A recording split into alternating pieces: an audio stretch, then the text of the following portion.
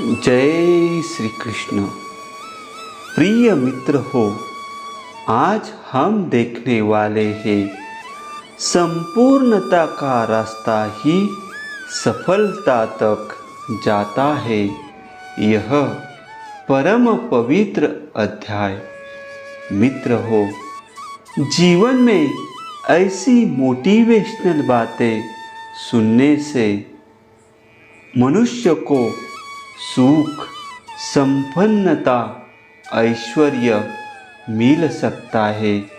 उसके जीवन में शांति प्राप्त हो सकती है। तो चलिए इस परम पवित्र अध्याय को शुरू करने से पहले कमेंट में जय श्री कृष्ण ऐसा लिखकर प्रभु श्री कृष्ण जी के आशीर्वाद पाते हैं और चैनल को सब्सक्राइब करते हैं। जय श्री कृष्ण। मित्र हो, आप जो भी काम करें उसे पूर्ण क्षमता, पूर्ण दक्षता, पूर्ण प्रतिबद्धता एवं पूर्ण समयबद्धता के साथ करें। आप जब भी काम करें अपने काम के प्रति पूर्णतः समर्पित होकर ही करें। अपने कार्य को इतनी पूर्णता दे कि कर्ता और कार्य का बीच कोई द्वैत ही न रहे। याद रखें, द्वैत के मिटने पर ही आप सफलता को उपलब्ध हो सकते हैं। सोने जगने, घूमने फिरने, व्यायाम प्राणायाम, नहाने धोने, सजने संवरने, खाने पीने, मिलने जुलने जैसे दैनिक कार्यों को भी पूर्ण तन्मयता, समयबद्धता और आनंद के साथ संपन्न करें। पारिवारिक एवं सामाजिक संबंधों का सौहार्दपूर्ण एवं संपूर्ण विश्वास के साथ निर्वहन करें।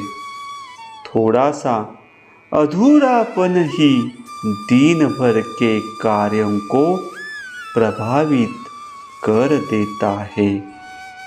जिस प्रकार पानी के बड़े से बड़े टैंक को खाली करने के लिए एक छोटा सा छेद ही पर्याप्त होता है, उसी प्रकार बड़ी से बड़ी सफलता को विफलता में बदलने के लिए कोई छोटा सा अधूरापन ही पर्याप्त होता है। इसलिए आधे अधूरे मन से कोई काम न करे और किसी कार्य में कोई अधूरापन न छोड़े। स्वस्थ तन, स्वस्थ मन, स्वस्थ धन और स्वस्थ वातावरण के माध्यम से ही आप स्वस्थ सफलता का वर्ण कर सकते हैं। जो भी कार्य हाथ में है उसे पूर्ण स्वच्छता, स्वस्थता और लग्नता के साथ करते रहे। संपूर्णता तो अपने आप ही उपलब्ध होती चली जाएगी। यदि आप दूसरों की निष्क्रियता और अयोग्यता के आधार पर सफल होना चाहेंगे तो ऐसी सफलता अधूरी एवं अस्थायी होगी। क्या आप अपने आधे शरीर के साथ काम पर जा सकते हैं?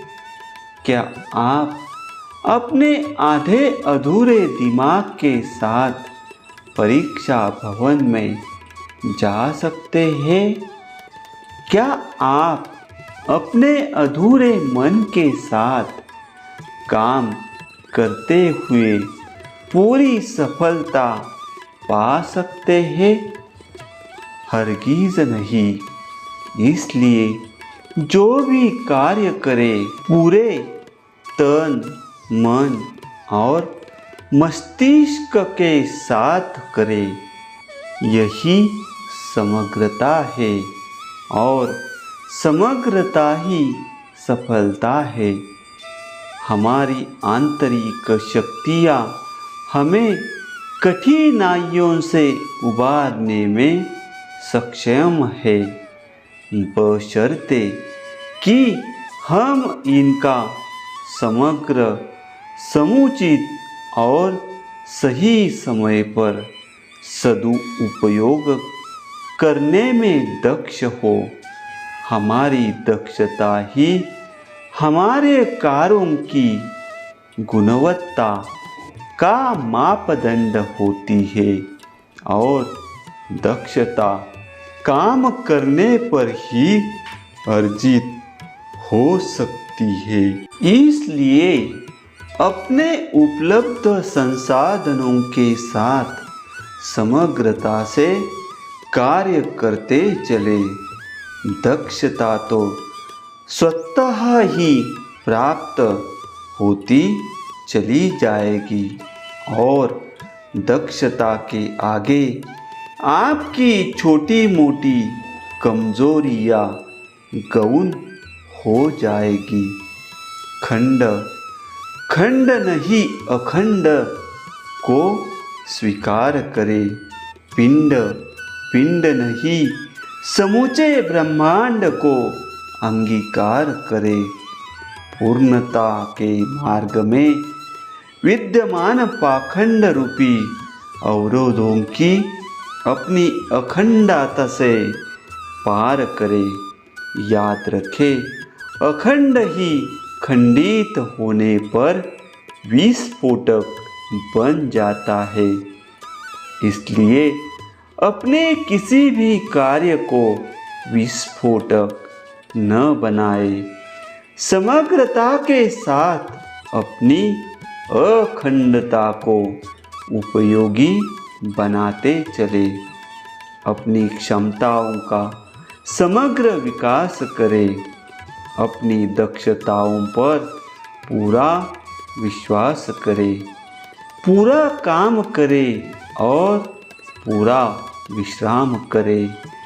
एक एक क्षण का सदुपयोग करते हुए अपने 24 घंटों में 48 घंटों का काम करें।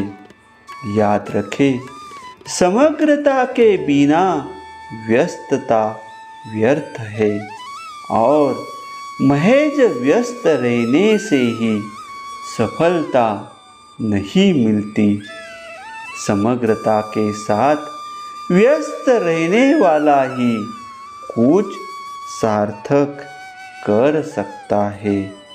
अपने काम पर विश्वास करें, किंतु दूसरों को राम भरोसे रहने की शिक्षा न दे। अपने वर्तमान को समग्रता के साथ जिए।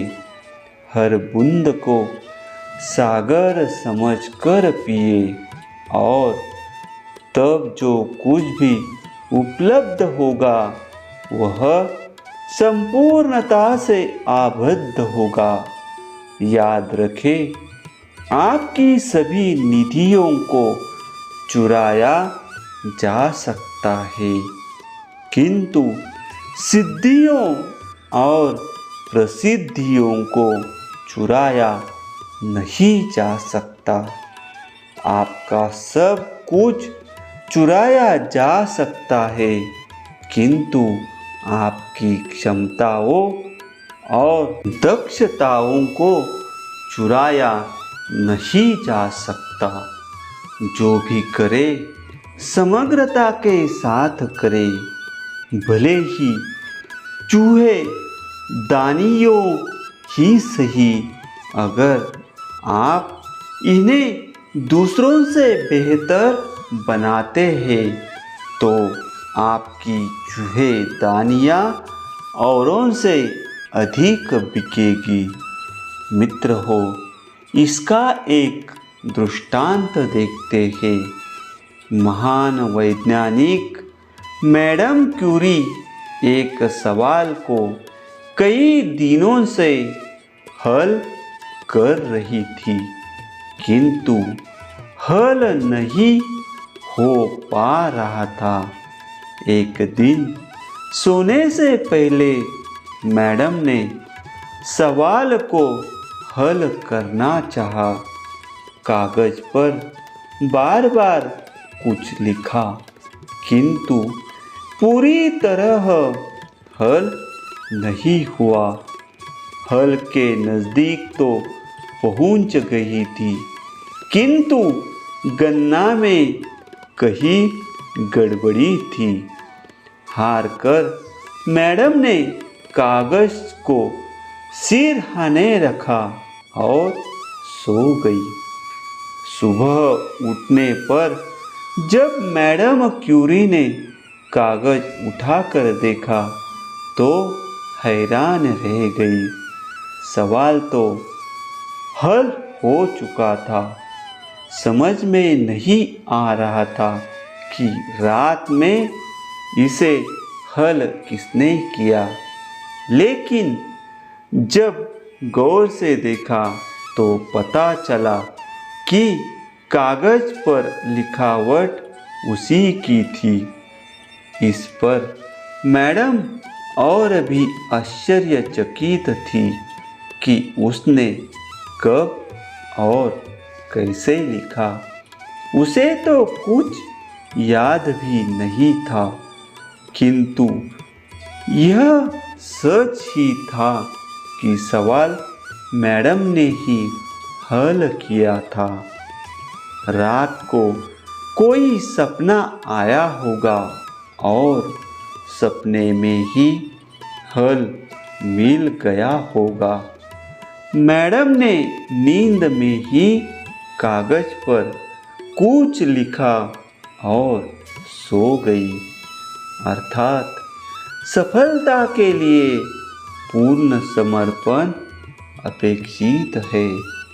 मित्र हो, इस प्रकार यह परम पवित्र अध्याय संपन्न हुआ। मित्र हो, अगला परम पवित्र अध्याय सुनने के लिए चैनल को सब्सक्राइब करो और प्रभु श्री कृष्ण के आशीर्वाद पाने के लिए कमेंट में लिखो, जय श्री कृष्ण।